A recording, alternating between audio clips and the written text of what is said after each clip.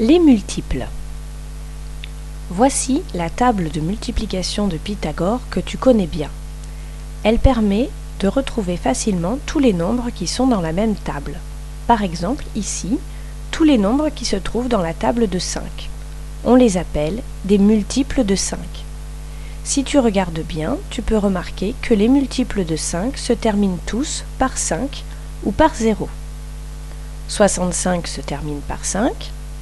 80 se termine par 0, ce sont tous les deux des multiples de 5. 65 c'est 5 fois 13, 80 c'est 5 fois 16. Les multiples de 10 se terminent tous par un 0.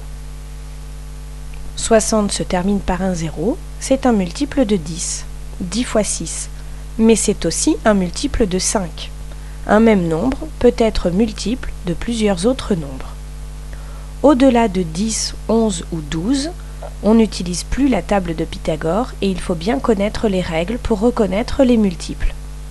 Les multiples de 20 se terminent par un 0, par 20, par 40, 60 ou 80. Si tu comptes de 20 en 20, tu retrouves ces nombres. Les multiples de 20 sont divisibles par 10 et par 2. Ça veut dire qu'on peut les diviser par 10 et par 2, puisque 2 fois 10, 20. 120 se termine par 20. Je peux le diviser par 10, ça fait 12. Je peux le diviser par 2, ça fait 60. C'est donc bien un multiple de 20.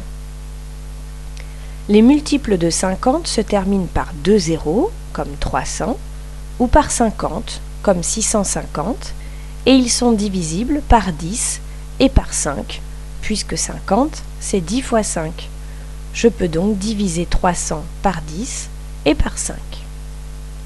Les multiples de 25 se terminent par 2 zéros, par 25, 50 ou 75. Là encore, si tu comptes de 25 en 25, tu retrouves ces nombres. Les multiples de 25 sont divisibles 2 fois par 5 successivement.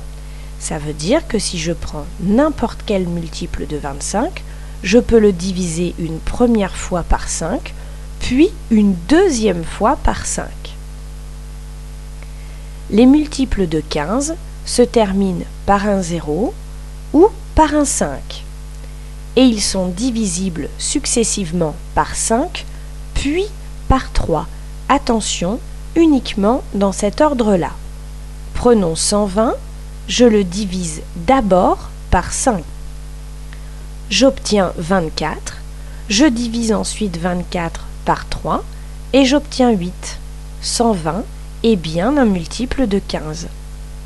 À demain en classe.